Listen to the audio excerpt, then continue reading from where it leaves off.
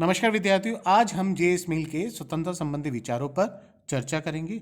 JS. मिल ने स्वतंत्रता संबंधी विचारों को प्रमुखता से उठाया है और जे.एस. मिल स्वतंत्रता का कट्टर समर्थक रहा है। जे.एस. मिल का मानना है कि व्यक्ति को पूर्ण से पूर्ण स्वतंत्रता मिलनी चाहिए, राज्य को व्यक्ति की स्वतंत्रता में कम से कम बाधा डालनी चाहिए। जे.एस. मिल ने स्वतंत्रता संबंधी जो विचारधारा है उसे अपनी प्रमुख पुस्तक ऑन लिबर्टी में प्रस्तुत किया। ऑन लिबर्टी या स्वतंत्रता संबंधी जो पुस्तक है उसमें जे.एस. मिल ने अपने स्वतंत्रता संबंधी विचारों को प्रस्तुत किया है। आज हम जे.एस. मिल के स्वतंत्रता संबंधी जो विचारधारा है उस पर चर्चा करेंगे। जे.एस. मिल ने स्वतंत्रता संबंधी विचारों को दो भागों में विभक्त किया है, विचार अभिव्यक्ति की स्वतंत्रता और दूसरा कार्य करने की स्वतंत्रता। पहला, विचार अभिव्यक्ति की स्वतंत्रता। जे.एस. मिल व्यक्ति की विचार अभिव्यक्ति की स्वतंत्रता का कट्टर समर्थक रहा है। जे.एस. मिल का मानना है कि व्यक्ति के विचारों में संघर्ष होता है और जो संघर्ष में अंत में जो विचार है वह सत्य की जीत होती है। वो विचार जो सत्य को लिए हुए हैं उन विचारों की जीत होती है। अतः व्यक्ति को विचार अभिव्यक्ति की पूर्ण स्वतंत्रता दी जानी चाहिए। राज्य के द्वारा व्यक्ति की विचार अभिव्यक्ति में बाधा नहीं डालनी चाहिए और ना ही ऐसा कोई प्रयास करना चाहिए। राज्य को कम से कम हस्तक्षेप करना चाहिए। जे.एस. मिल का मानना है कि विचारों में जब संघर्ष होगा तो निश्चित तौर पर अंत में सत्य की विजय होगी। जनता अंत में सत्य को ही मानेगी। अतः किसी भी प्रकार से विचार अभिव्यक्ति पर प्रतिबंध नहीं लगाना चाहिए। सभी को विचार अभिव्यक्ति की पूर्ण स्वतंत्रता दी जानी चाहिए और चाहे वह व्यक्ति सनकी क्यों ना हो उसे भी विचार अभिव्यक्ति की पूर्ण स्वतंत्रता दी जानी चाहिए। जे.एस. मिल का मानना है कि ऐसे विचार जो बहुमत लिए हों या अल्पमत में हों उन्हें भी विचार अभिव्यक्ति की पूर्ण स्वतंत्रता दी जानी चाहिए। यदि ऐसे विचार जिनका जनता विरोध करती है तब भी उन विचारों की अभिव्यक्ति की स्वतंत्रता का प्रयास करना चाहिए, उन्हें पूर्ण स्वतंत्रता दी जानी चाहिए। जे.एस. मिल विचार अभिव्यक्ति हेतु पूर्ण स्वतंत्रता देने के पक्ष में है। अगला, कार्य करने की स्वतंत्रता। जे.एस. मिल विचार अभिव्यक्ति के साथ साथ कार्य करने की जो स्वतंत्रता है उसका भी पक्षधर रहा है। जे.एस. मिल का मानना है विचार अभिव्यक्ति की स्वतंत्रता और कार्य करने की जो स्वतंत्रता है दोनों में अंतर दिखाई देता है, क्योंकि व्यक्ति व समाज में सुरक्षा को ध्यान में रखकर कार्य करने की जो स्वतंत्रता है उसमें हस्तक्षेप किया जा सकता है, क्योंकि कार्य करने की जो स्वतंत्रता है उससे व्यक्ति व समाज पर असर पड़ता है। अतः ऐसी स्वतंत्रता पर हस्तक्षेप किया जा सकता है। स्वतंत्रता संबंधी जो धारणा है उसके अंतर्गत कार्य करने की जो स्वतंत्रता है उन कार्य करने की स्वतंत्रता को जे.एस. मिल ने दो भागों में विभाजित किया है, स्वयं विषयक स्वतंत्रता और पर विषयक स्वतंत्रता। स्वयं विषयक जो स्वतंत्रता है जिसका संबंध व्यक्ति के व्यक्तिगत से होता है। व्यक्ति व्यक्तिगत जीवन में रहना, खाना, आचार विचार आदि कार्य करता है। इस कार्य हेतु व्यक्ति को पूर्ण स्वतंत्रता होनी चाहिए और व्यक्ति के इन कार्यों में किसी भी प्रकार का कोई हस्तक्षेप नहीं होना चाहिए।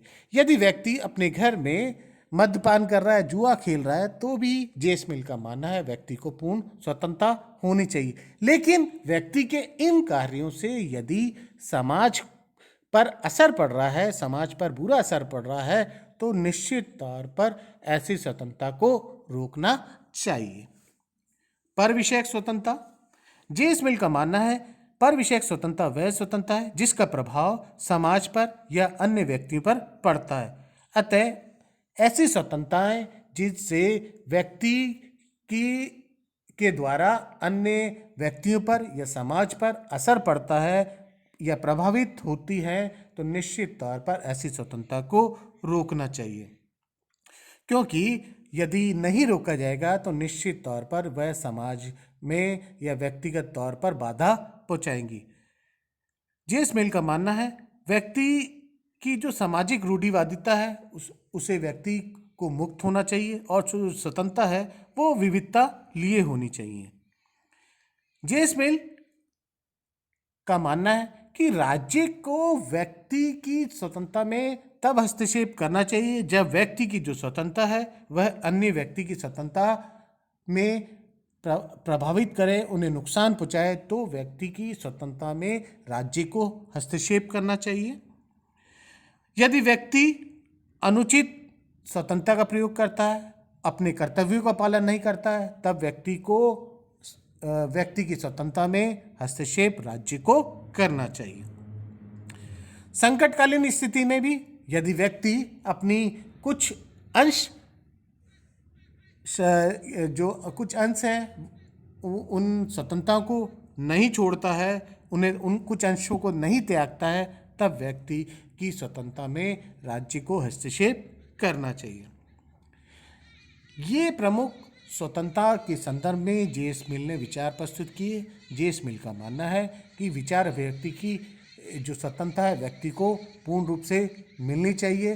व्यक्ति विचार अभिव्यक्ति के माध्यम से उसे पूर्ण स्वतंत्रता दी जानी चाहिए। राज्य को किसी भी प्रकार से कोई हस्तक्षेप नहीं करना चाहिए। कार्य करने की जो स्वतंत्रता है व्यक्ति के संदर्भ में कुछ जो स्वतंत्रता में हस्तक्षेप किया जाता है, यदि व्यक्ति कार्य करने की स्वतंत्रता से किसी व्यक्तिगत तौर पर किसी को नुकसान पहुंचाता है, किसी को प्रभावित करता है या समाज को प्रभावित करता है, तो उन स्वतंत्रता को रोका जा सकता है। राज्य उन स्वतंत्रता में हस्तक्षेप कर सकता है।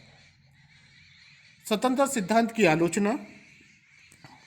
जेम्स मिल की जो स्वतंत्रता संबंधी जो धारणा है उसकी विभिन्न विद्वानों ने, आलोचकों ने आलोचना की है। उन आलोचना को यदि हम देखें तो ये जो स्वतंत्रता है खोखली व नकारात्मक स्वतंत्रता के तौर पर दिखाई देती है।